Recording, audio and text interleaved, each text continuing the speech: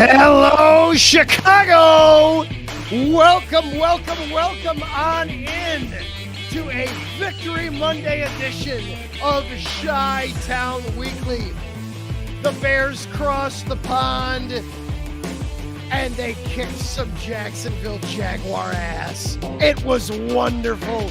It was beautiful. It was glorious. Caleb Williams once again had the best game of his young NFL career. So much to get excited over, so much to overreact to, so much to react to, so much to look forward to. Lots to dissect and go with that Bears game, and we will do all of it tonight here on the show. But we're not all Bears tonight. The Blackhawks dropped the puck on the regular season last week. We will take a look back at the 3 games they played and how that's been going. And do a little bit of preview of their upcoming games this week, including the home opener on Thursday night. We also had the Illini survive a game against Purdue this past weekend, and the Chicago Marathon went on yesterday, and once again, a world record was set. All that plus more coming up right now on Chi-Town Weekly. Buckle on up. We're going to have some fun. Let's go.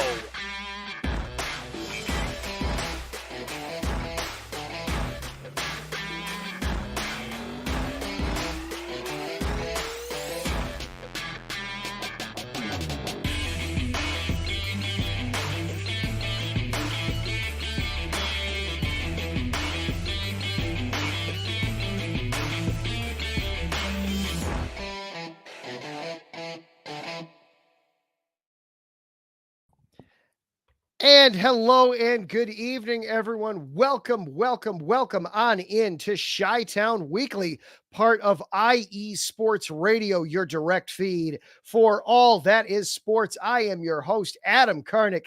Glad that you are here with us.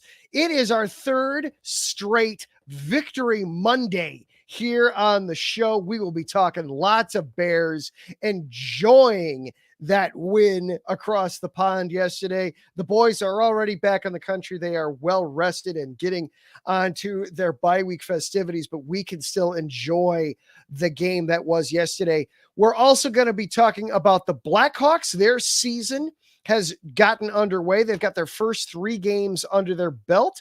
We will talk about that, as well as some college football, and we will also acknowledge the Chicago Marathon that went on yesterday as well. So lots to get to on the show here tonight. So without any further ado, a quick word from our sponsors, and then we will dive into the show proper.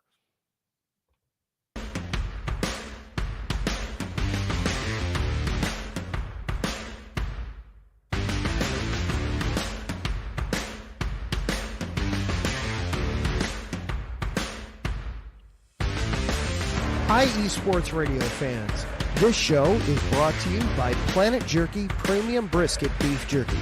Planet Jerky is the official jerky of the 2022 California League champion Lake Elsinore Storm, Single A affiliate of the San Diego Padres. This all brisket jerky has gluten-free options, contains no MSG, no sodium nitrate, is low in sugar, and high in protein. Go to their website at planetjerky.net and follow them on Instagram at Planet Jerky. Planet Jerky, the jerky that's on a whole other planet.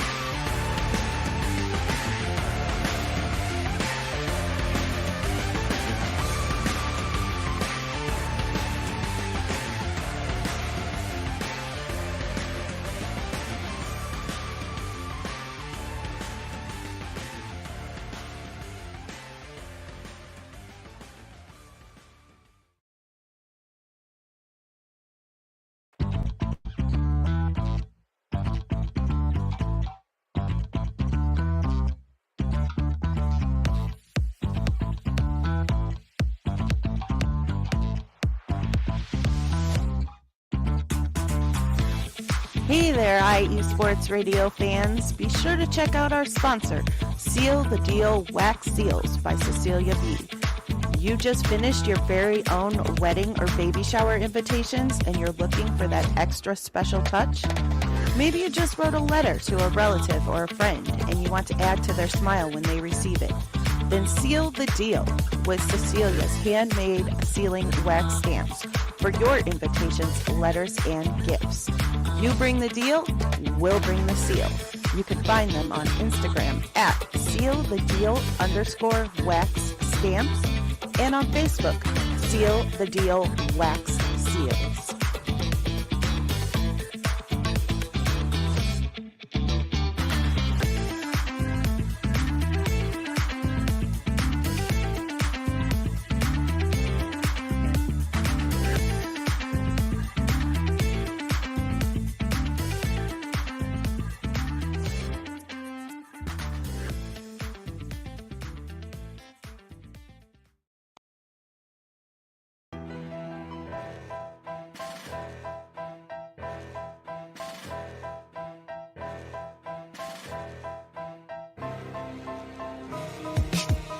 For the last 10 years, IE Sports Radio has been bringing you amazing content ranging from interviewing legendary athletes, coaches, and other authorized media personnel to building tailor-made shows dedicated to all major sports cities around the country.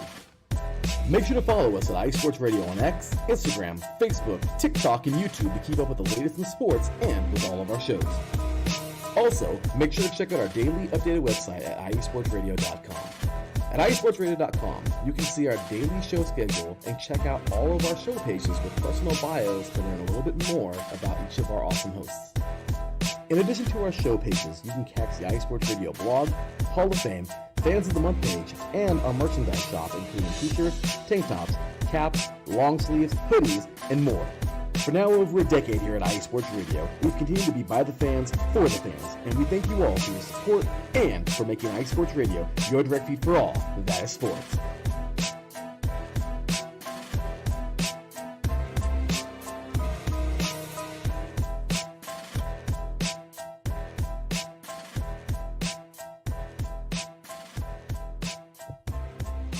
And welcome back into Chi-Town Weekly here on IE Sports Radio, your direct feed for all that is sports.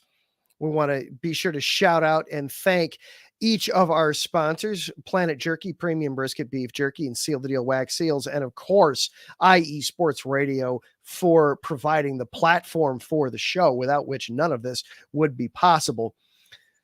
This is Chi-Town Weekly. I am Adam Karnick, and we are this is going to be a fun one here tonight. First of all, welcome on into everybody. If you are listening to live to the show here on Monday night, whether it be on Facebook, YouTube, or Twitter, welcome on in. Hop on into the chat.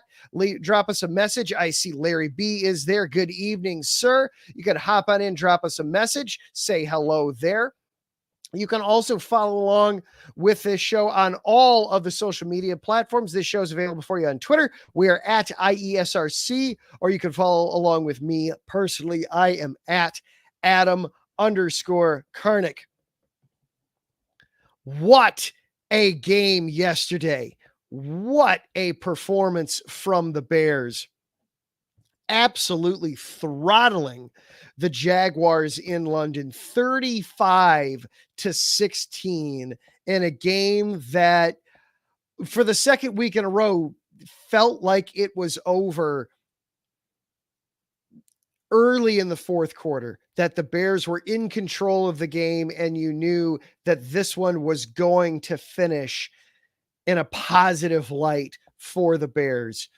For the third week in a row, Caleb Williams has arguably his best game as a pro, throwing 4 touchdown passes on the afternoon for the Bears, 2 each to Keenan Allen and Cole Kmet.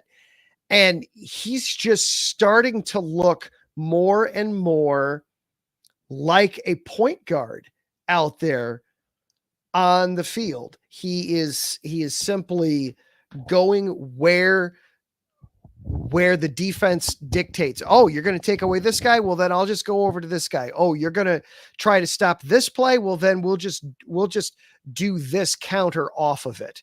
That he's he's not necessarily trying to feed it to one guy in particular. We've now seen huge games from Rome Odunze, DJ Moore, and now Keenan Allen gets in on the act. And every week, we're just seeing more and more and more progress from Caleb Williams on the field. Not necessarily. I talked last week how we're going to hit the point where, you know, he may not necessarily be having his best quarterback rating every single week, but it's just going to be by matters of degree only. And sure enough, it wasn't his best overall quarterback rating, but it was still above 120. You will absolutely take that every single time out on the field. Somebody else that had just an absolutely huge day as well, Cole Kmet, tied for the team lead with 5 catches, had 2 touchdown grabs, including a spectacular 31-yard catch and run in the second quarter. He also had a terrific bailout, was the recipient of a great bailout play from Caleb Williams late in the second half, where Caleb was forced to improvise. It looked for all the world like, oh, he's just going to have to throw this one away. He's just going to have to call it a day on this play. And instead looks back over the middle and lo and behold, finds his guy open in the middle. It's Cole Kmet, that safety valve, that security blanket that a great pass catching tight end can be for every young quarterback. This offense is just, it's firing on cylinders that I never thought we would see a Bears offense succeed at. You know, we're seeing back-to-back weeks where the Bears scored 5 touchdowns. They hadn't done that in over a decade. And it was the offense scoring 5 touchdowns. We hadn't seen that in nearly 70 years. It had been since 1956 that the Bears offense had scored 5 or more touchdowns in back-to-back games. You know, that predates everything for NFL football. There's virtually nothing from the game in 1956 that translates into the modern day game. You know, you're predating the Super Bowl. You're predating the AFL didn't even exist at that point. You know, that didn't, or if it did, it was, I'll be honest, it may have, but it would have been in its earliest infancies. You know, you're so early on in football. Good evening, Taryn Rodriguez. Oh, this is going to be such a fun show tonight because the Bears are on a 3-game winning streak. It is the longest winning streak of the Matt Eberflus era. You know, as ridiculous as 3 is for most teams to celebrate, 3 is it is a milestone. It is another step forward for this team in the evolution of the Bears becoming a big boy team. And all this, you know, we're gushing about the offense. The defense deserves its flowers and praises as well. For the 12th consecutive game, holding an opponent to 21 points or under, holding the Jaguars to just 16 points on the afternoon. Yes, there were chunk plays there for Gabe Davis. Had himself an excellent statistical day with a couple of touchdown grabs and 10 grabs. Evan Ingram had a nice day at the box office, if you will, in the box score with 10 grabs for the Jaguars. But from the second quarter on, they were out of that game. They were completely out of that game. And now the Bears at 4-2. This is the best they have been 6 weeks in since 2020, the year I actually started doing this show 4 years ago. They were 5-1 at that point, 4-2. This is their best record since then. They're heading into their bye now, and it begs the question, how real are the Bears 6 weeks in? Of course, they're 4-2, but you hear from a lot of from fans and from non-fans, yeah, but they haven't beaten anybody. And that is very fair. That is entirely fair. There's nothing wrong with that sentiment. And I'm pulling up the exact number right here. The Bears' strength of schedule to this point has been very low. You know, their strength of schedule as we sit here right now, 6 weeks in, their opponents have a combined winning it's a 353 strength of schedule. Very low, very, very low. It is the easiest strength of schedule in the entire conference. And I'm looking through the entire NFL. It's probably the easiest strength. It is the second easiest strength of schedule in the entire league. The only team to this point that's had an easier schedule is the Miami Dolphins. And the Dolphins haven't taken advantage of it, in part because Tua has been hurt. But you're talking about a very light schedule to this point. And then their strength of victory, which is basically just the records of the teams that they've beaten only, is ridiculously low. It is 182. You know, they haven't beaten a single team that never mind has a winning record. They haven't beaten anybody that has more than one win on the season right now. You're talking Tennessee, currently 1-4. You're talking the LA Rams, currently 1-4.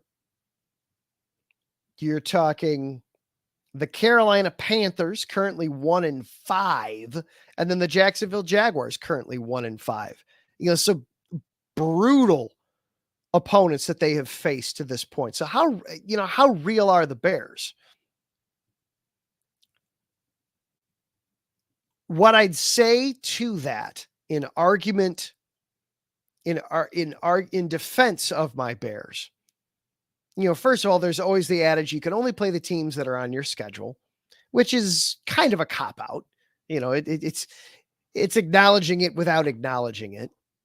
You know, the Bears haven't necessarily played any good teams yet, but they're not just beating teams.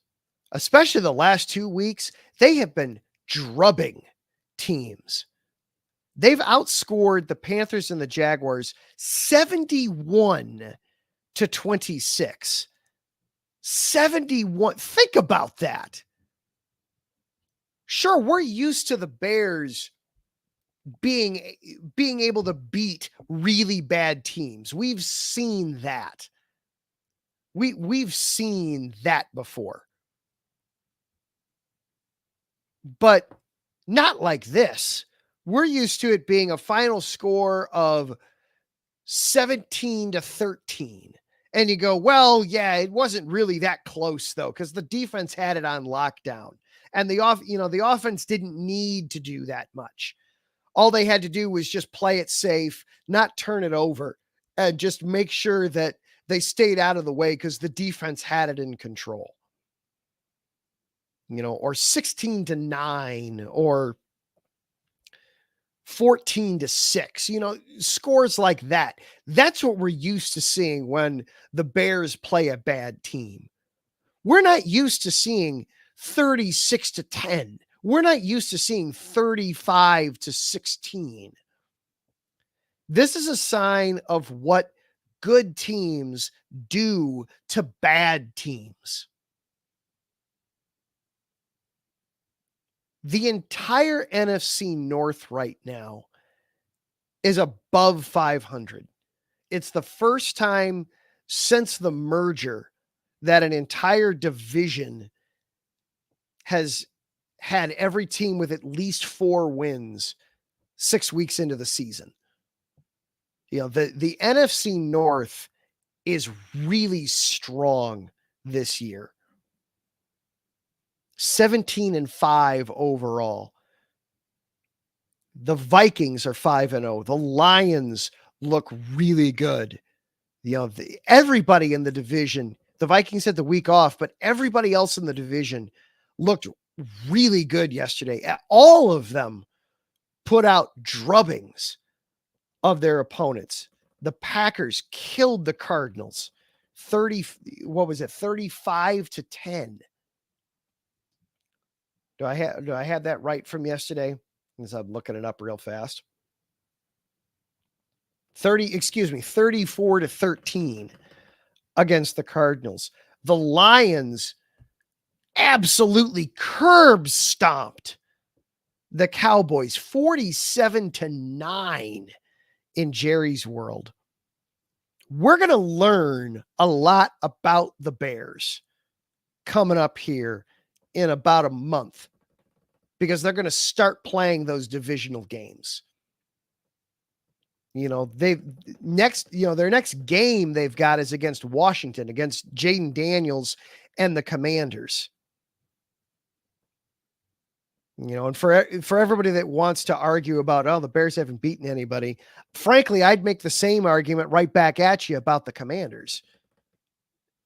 I know Jaden Daniels is getting a lot of flowers right now from a lot of people, and deservedly so. He has played incredibly well to start the season. I don't want to take anything away from the kid. But if you're going to question the Bears on, who have the Bears beat? What defense has Caleb Williams faced?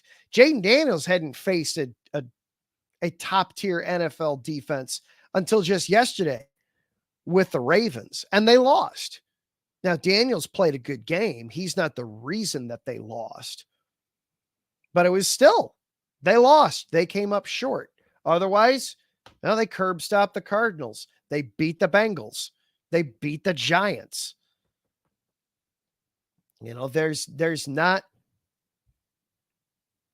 quality wins there for the Commanders either. So you want to argue that against the Bears, I'd say you can argue it right back against the Commanders. So we're going to learn about the Bears here. We'll learn about them in the next game, but we're also going to learn a lot about them once they start that divisional schedule. And we're going to learn a lot about the division this week too.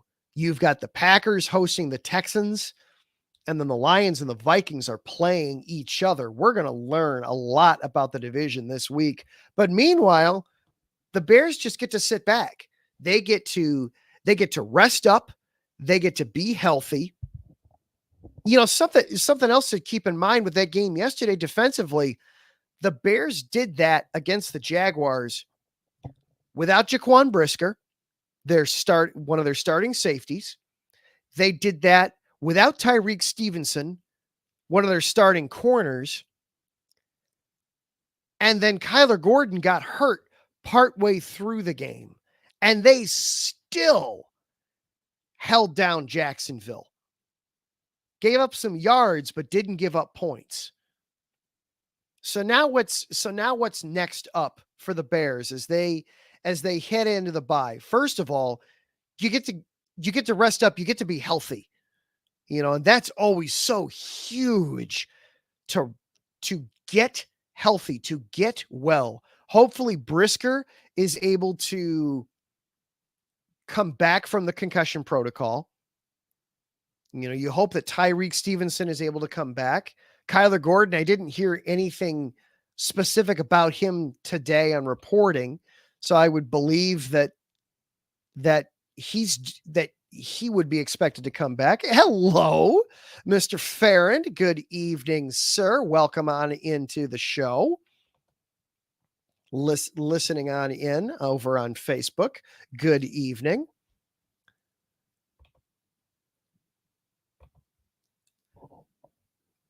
The first objective, of course, in the bye week is to get healthy. After that, you've got things to work on offensively.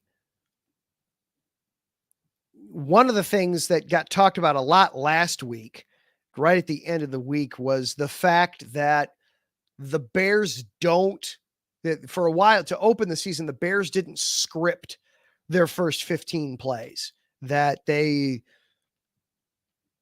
played it more off the hip. And that was something that a lot of the players didn't appreciate, that the Bears weren't scripting. And I'll say this. I feel like that got overblown a little bit. And here's simply why. The Bears have got to do a better job. And this is something they can work on in the bye week. They've got to do a better job in the first quarter. They've got to do a better job of starting strong in their games. You look at the Bears to this point in the season, in each of their first 6 games. First quarter against the Titans, 0 points. Against the Texans, 3 points. Against the Colts, 0 points. Against the Rams, 0 points. Against the Panthers, 7 points. Against the Jaguars, 0 points. 10 points total in the first quarter through the first 6 games. That's not acceptable. You've got to do a better job of starting faster. You get up against some of these, what right now seemingly are tougher opponents coming up. Your defense is absolutely going to keep you in the game, but you don't want to be facing 6-0, 10-0, potentially 14-0 holes going into the second quarter of games. You don't want to have to overcome that as an offense. They've been fortunate to this point. Their defense has kept them in it in the first quarter to let the offense get going, but they've got to do a better job of starting fast, whether that means scripting plays or whether that means not scripting plays. And Eberflus talked about that today with the media. He said what they basically have been doing was they used what he referred to as openers. It was, well, we know that we've got these 6 or 7 plays that we like to use on first down, and we'll just pick one of those. And what the player said was, no. We want to know exactly which play are we going to be running on first down? Which play are we going to be running on second down? Which, kudos to the players for stepping up, and kudos to the coaches for listening and adjusting to what your players were asking of you. So it's huge in that regard, that it was important to the players and the coaches gave it to them. Is it so critical that it had to be done? The results haven't been there yet. And ultimately it's a results-based business. If the process, if everybody is on board with the process, then great. That should lead hopefully to better results. It needs to. That's something that they've got to work on in the bye week. Figure out how to get off to faster starts so that you're not putting so much pressure on your defense early. Something else that they need to work on in the bye week is their silent count. They opened the game yesterday using a silent. They tried treating it as if it was a road game, even though it was a neutral site game. The Bears were technically the home team, and they figured out partway through the second quarter that, there are a lot more Bears fans here than not Bears fans. We can treat this as if it's a home game. And they went back to using a verbal cadence and a verbal count. but they need to work on that silent count. That is something that they have struggled with in both of their true road games, and they struggled with yesterday when they were using it. Going on the road and the NFL, when they go to play Washington here in a couple of weeks, they're going to need to use that silent count.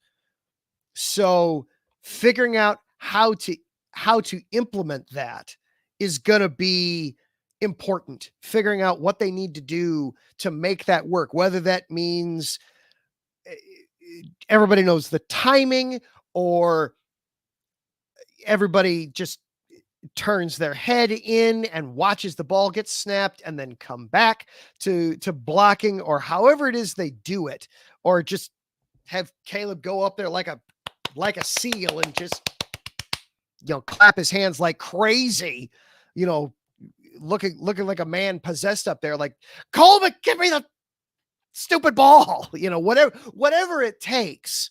They've got to figure that out, because that's the next step for this team.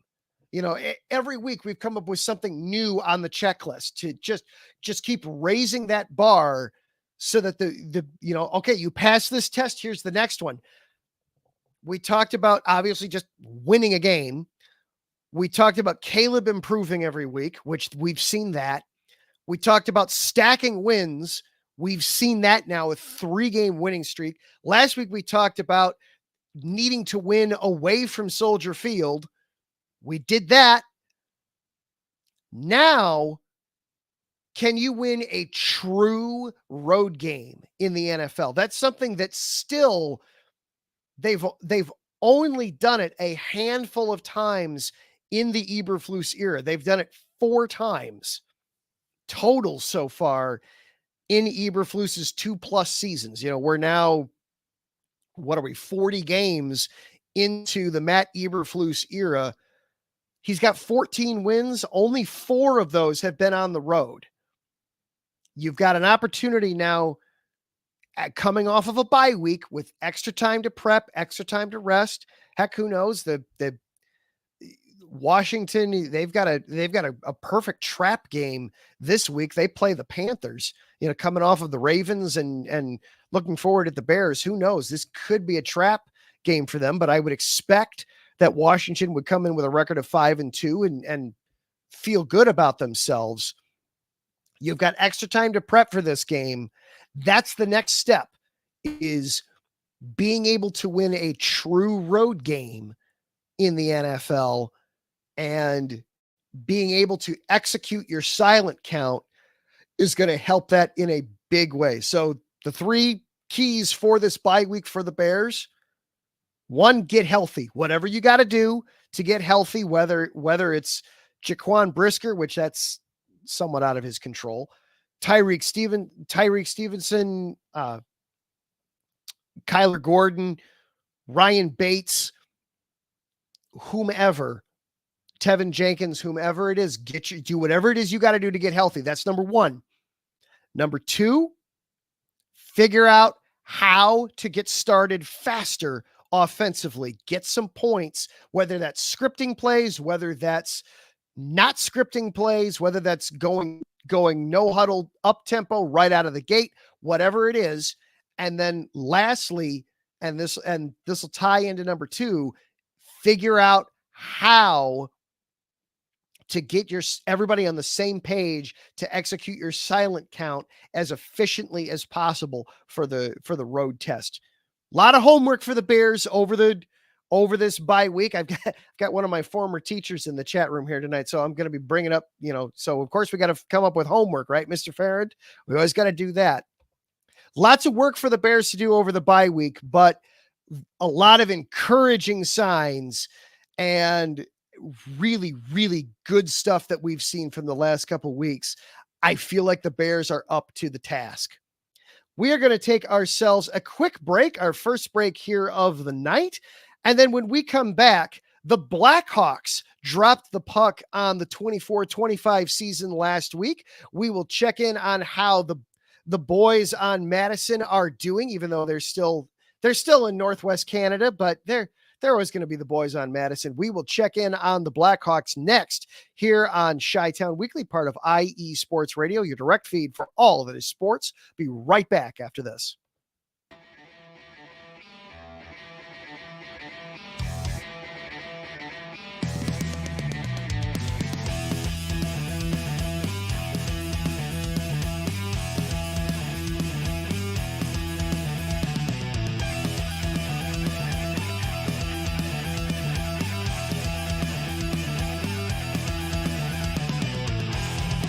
It's IE Sports Radio.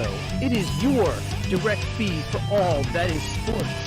It is Philly Sports Talk with Cash and Chris every Tuesday night right here on IE Sports Radio, your direct feed for all that is sports.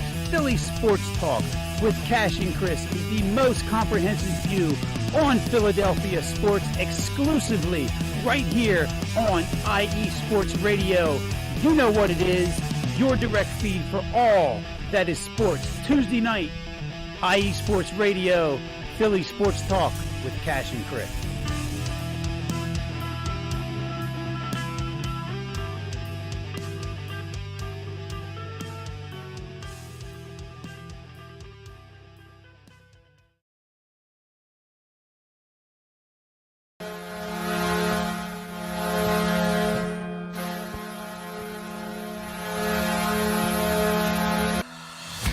Hockey fans, I'm Adam Kernick. And I'm Zach Puplis. Together, we are the newest version of Hockey Talk on IE Sports Radio, The Neutral Zone. Zone. We love hockey, but we also know it's not everyone's first sport. So we want to make this show as much for new fans as for the diehards. Whether you can name all the Swedes on the 08 Red Wings Stanley Cup team, or if you can't tell if Varlamov is a goalie or the latest trendy vodka, we're here to help. With facts, figures, and outrageous fans, we bring you all the hard-hitting hockey news you can handle, while still keeping it fun and on the rails. Well, mostly. So tune in every week as we go around the hockey world, from college to Canada, the minors and the majors, and everywhere in between. So bring your cellies, And your one-timers, you wicked wristas. and be sure to protect your five-hole. Catch the Neutral Zone every week on IE Sports Radio, your direct feed for all that is sports. We promise not to pick on the Arizona Coyotes every episode.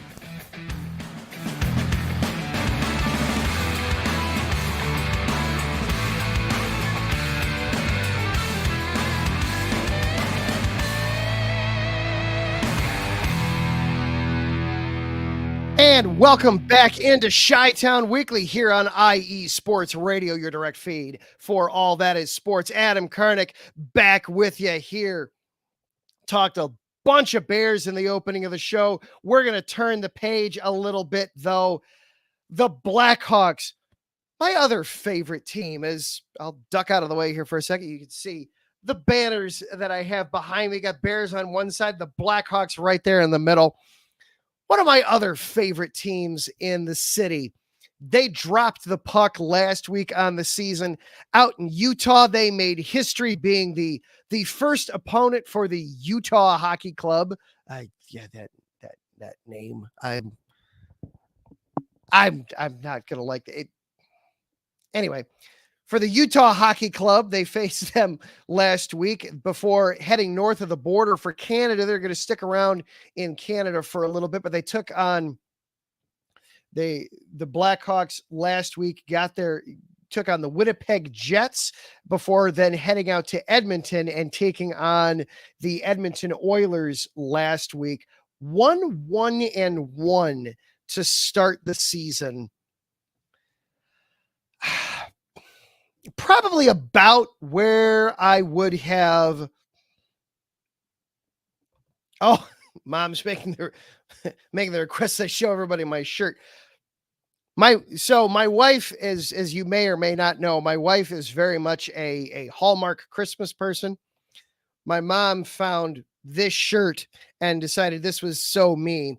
It's the most wonderful time of the year, but it's got a football in the middle of it there. So, it's football. It counts as both Christmas and football. It's all together there. So A 1-1-1 start for the Blackhawks on the season. Frankly, that's probably what we should have expected from them overall to this point. And we're talking about a team that was really, really, really bad a season ago. And even though the Hawks were more aggressive than you might have expected for a team that was still admittedly towards the bottom portion of its tear down and rebuild, they were very aggressive with moves that they made in the offseason, trying to frankly be a better team and a better product to watch on the ice. I was hoping they would be better than 1-1-1 to start the season, but 1-1-1 is frankly probably not that bad. Had you told me beforehand that, hey, they're going to beat Edmonton, okay, all right, I'm going to take that. If you'd have said that was the only one they were going to win, all right, well, hey, but they beat Edmonton. That's a solid win right there. We have seen out of them through the first 3 games. We're seeing really good play in net overall. After they dropped the season opener 5-2 to Utah, Mrazek had that was a rough night for the entire club. That was a rough night for the entire club. But then to back-to-back nights take on Winnipeg and Edmonton, both playoff teams from a season ago, and they only give up 4 goals total in those 2 games. Absolutely, I'll take that. And especially because it's a back-to-back, you know that Arvid Soderblom was going to have to start one of those games. It's all right. Well, whichever game Soderblom starts, we're just chalk that one up as a loss. Put that one right in that middle column there. Soderblom was excellent in net against Winnipeg.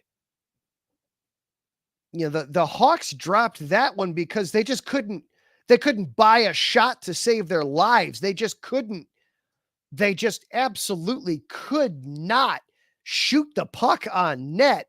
And you're going up against Connor Hellebuck, the reigning top goalie in the NHL. And the Blackhawks have this aversion to scoring goals if they're not on the power play. But Soderblom made 33 saves, last week against that.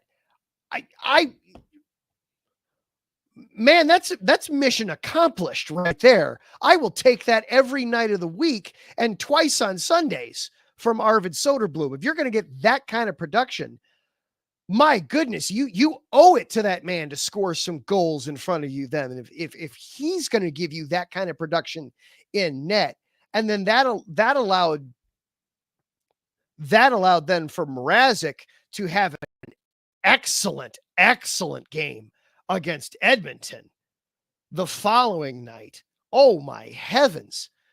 The Blackhawks beat the Edmonton Oilers, but they had no business beating the Edmonton Oilers. Peter Mrazek, 36 saves on the night. And a lot of those were high danger, red hot scoring opportunities.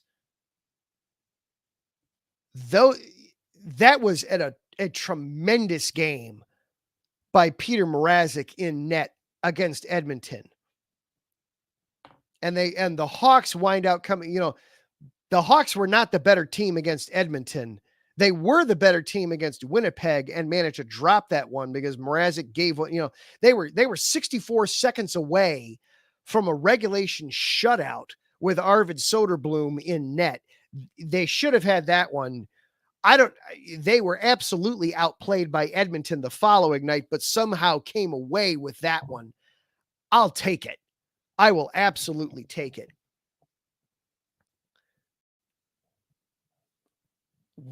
part of the reason they were able to win and have such great success in Edmonton ultimately was the power play.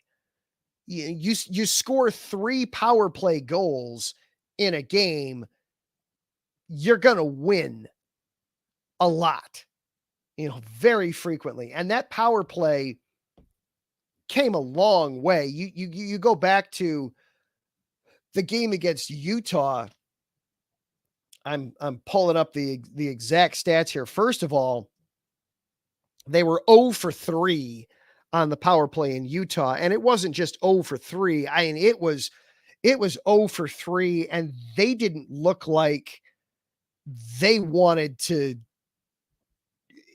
They looked like they didn't have a plan when they were out there on the ice against Utah with what are we supposed to do? How does this work on the power play? They looked so lost and confused. So to go from that against Utah to against Edmonton, going a perfect 3 for 3 on the power play, that's huge. Such a turnaround. But it begs the question, can the Hawks score without being on the power play? This was a team that a season ago had the fewest 5-on-5 goals in the entire league. And they're off to, again, a poor start in that regard this season. They have scored all of 5 goals 5-on-5 through the first 3 games. They're not even getting 2 a game at this point in 5-on-5. You've got to solve that. You've got to figure that out. The power play goals, absolutely keep those coming. They went 0 for their first 4 through the first 2 games before figuring something out against Edmonton. So they're 3 for 7 on the young season on the power play. You'll take that.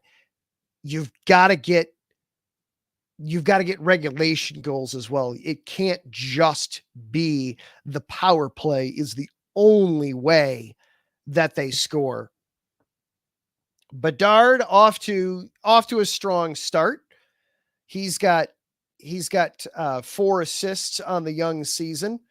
He is tied for the team lead with Teuvo Teravainen with 5 points, 1 goal and 4 assists for Bedard. Teuvo's got 3 goals and 2 assists on the young season. So you're seeing production from guys that you would have expected. Oh, good question here from Tom Farron. Who have the Blackhawks added to the roster? Teuvo Teravainen comes back. He comes back from Carolina. They've added Pat Maroon as well. Taylor Hall is effectively an addition. They had him last year, but he played so little time with the team that he feels like he's an add-on. Tyler Bertuzzi's in his first year with the club as well. So you've got some add-ons. They're gonna be better this season. Depending on who you talk to, they're seen by some as a potential playoff sleeper team that they could make their way all the way to the playoffs. I feel like they're a year away from that yet. They're going to need some time to kind of gel and grow. And I mean, this is a team that was abysmally awful a season ago, but they're going to be better. I don't know that they'll necessarily be a playoff team yet this season, but they should be competitive. Certainly into March is what we should see from them this coming season from them. But got to figure out how to score 5-on-5. First of all, they've got Calgary this coming week. They've got the Calgary Flames tomorrow night out in Calgary. That's going to be a tough one. The Flames are a perfect 6 points in their first 3 games, yet to drop one. Then they do get to come home for 4 in a row, starting with the Sharks this Thursday night. They get an up close and personal look at Macklin Celebrini there on Thursday night, the number 1 overall pick in this year's draft. So there'll be things to see in that one. Hopefully that's one they can win. And then Saturday night, they host the Buffalo Sabres. So 3 games this week. Boy, you'd love to see the extra point in one of those. You'd love to come away with 4 points this week as they conclude the West Coast road trip tomorrow night in Calgary, and then get to have a 4-game 4-game homestand. There we go. Words. English. And starting off with San Jose and Buffalo, hopefully that will turn into 4 points for the Hawks this season on this week. All right, we're going to take one more quick break and then just a couple of quick news and notes before we turn things over to Taryn Rodriguez and Set Point, getting you caught up on everything in the world of volleyball. This is Chi-Town Weekly here on IE Sports Radio, your direct feed for all that is sports. We'll be right back after this.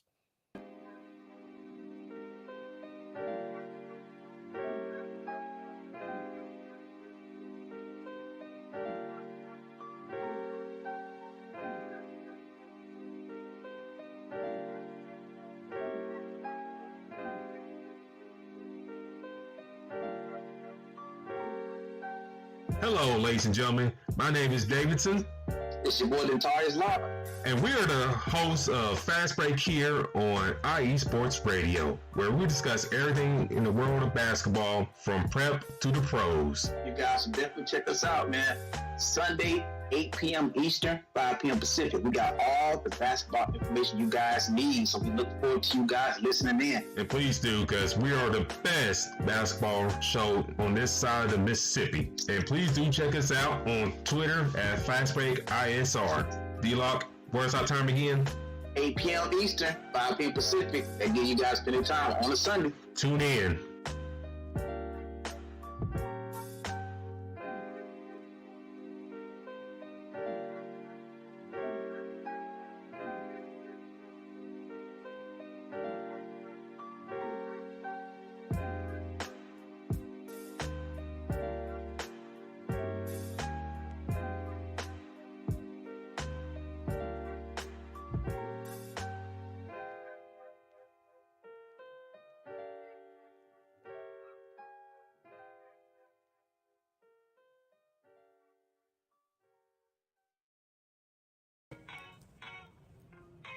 Hey sports fans, are you in the market for Florida sports or just keeping up with the latest in the Panhandle? Palm Tree Sports is a dedicated audio hub to all things sports in the Sunshine State. We cover current events, big news, heavily favored opinions all across the NFL, NBA, MLB, and so much more. So come check us out every Saturday evening at 6 p.m. Eastern Standard Time. For a down south education on Florida sports and athletics, it's hosted by yours truly, Corey Pujols, and is powered by IE Sports Radio, your direct feed for all that is sports.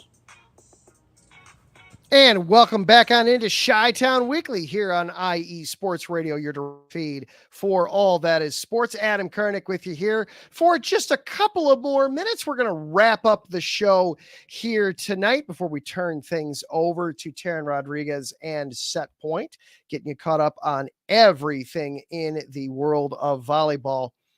University of Illinois football, they stayed in the AP top 25, just barely moving up to 22 of the rankings, surviving a game against Purdue over the weekend. The Purdue Boilermakers, that is not a game that should have been anywhere near as close as it was. That game, it was, frankly, it should have been over at halftime. Illinois at the half was up 24-3 against Purdue. And then not only did you need overtime to beat Purdue, you needed a field goal as time expired just to get to overtime. But credit where credit is due. Illinois got the win. David Alano, a 38-yard kick as time expired, and then Luke Altmaier found Pat Bryant in overtime for what proved to be the game-winning touchdown. Purdue decided to go for 2 after scoring a touchdown on their possession in overtime, and it resulted in a sack, game over. Illinois wins. Illinois survives Purdue. They move up to 22 overall in the AP top 25. They've now got a home date with Michigan this weekend. I know Mr. Farrand, being a diehard Michigan fan, will be looking forward to that game. Number 22 Illinois versus number 24 Michigan. Right on cue. There it is. Will Michigan curb stop the Illini? Your guess is as good as mine on that one. Michigan is clearly not the same. They're the defending national champions, but they're clearly not the same tier of team that they were a season ago. And I can't make heads or tails of Illinois.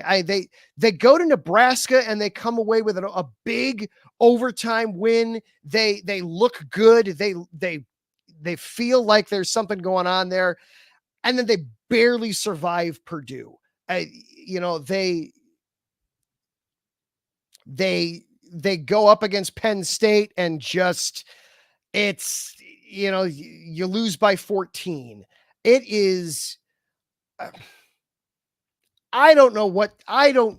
really don't know what to make of Illinois. I think it'll ultimately be a close game. Your guess is as good as mine on whether or not it will be a good game or not. I do think, for what it's worth too, I do think the loser winds up falling out of the top 25 too, for what that is worth. It's a home game down in Champaign. I'll flip the coin and give Illinois the slight favorite there, but I think that's going to be an interesting one. For what it's worth, ESPN gives the edge, to a fairly decided edge, to Michigan. Actually, it's Michigan is projected to win 59.6% of the time, according to ESPN. So take that for what it's worth. I'll go ahead and give it to Illinois, just simply because the game is going to be in Champaign, but it's going to be a close one. We'll put it that way. I think it's going to be closer than a lot of people might otherwise think. Congratulations to everybody that ran and participated in the Chicago Marathon yesterday. Good evening, Marcus Lokes. Great salute to you, sir. Congratulations to everybody that ran and competed in the Chicago Marathon yesterday. Another fantastic outing there for that, especially for Ruth Chempgith. And I apologize. I know I mispronounced that last name. Ruth set the women's world record yesterday for a marathon with a finishing time of 2 hours, 9 minutes, and 56 seconds, beating the previous world record time for a women's marathon by over a second. And that one. So congratulations to Ruth. She's competed in and run in the Chicago Marathon before, but this time around, she wound up setting a new world record. For the men, it was John Corer who won it with a time of 2 hours, 2 minutes and 44 seconds. Not quite the world record time that we saw last year at the event, but still a darned impressive time. In the wheelchair, we saw Katherine Debrunner take the women's wheelchair event in a time of 1 hour and 36 minutes and 12 seconds. And then in the men's wheelchair, it was Marcel Hug with an hour 25 and 54 seconds. Congratulations to everybody competed and all volunteers that were part of that. I had a good friend of mine from high school who was volunteering there at the event. A good time for all, and congratulations to everybody there that competed in the event. that is going to do it for our show here tonight. A shout out and thank you again to our sponsors, starting with Planet Jerky, premium brisket beef jerky, the jerky that's on a whole other planet. You can follow them on Instagram at Planet Jerky. Go to planetjerky.net to place your order. They offer free shipping on all orders of $50 and above. Personally, I would recommend the volcanic jalapeno, but they've got everything for whatever your taste is, from the savory all the way to the Carolina Reaper, where we're just going to stomp your tongue out with a steel-toed boot. Also, thank you to Seal the Deal Wax Seals. Follow them on Instagram at sealthedeal_wax seals. Place your orders by going to iesportsradio.com/Seal the Deal Wax Seals. Thank you to Larry B, the czar and overlord of all things IE Sports Radio, not only for providing the platform for the show, but all the hard work you do behind the scenes, sir. Go to the website, iesportsradio.com. You can order some merchandise there at the shop. You can check out more about this show and all the other shows there as well. Finally, thank you to everybody in the comment section. Tom Farron, Marcus Los, Great, Kathy Carnick, Karen Rodriguez, Ralph Felice, everybody hanging out, having a good time. Finally, thank you for coming and listening, whether it was live here on Monday night or you listen later on in the week as a podcast. Thank you for making this show part of your sports week. I truly appreciate it each and every single week. Know somebody that might be interested? Anywhere you get your podcast, this show is available, whether it is Apple Podcasts, Spreaker, Spotify, iHeartRadio, Google Podcasts, anywhere you get your podcast, this show is available to you. Next week, we're going to be breaking down the Bulls. With the Bears having a week off, we're going to get you set up for the Bulls season. Until then, bear down.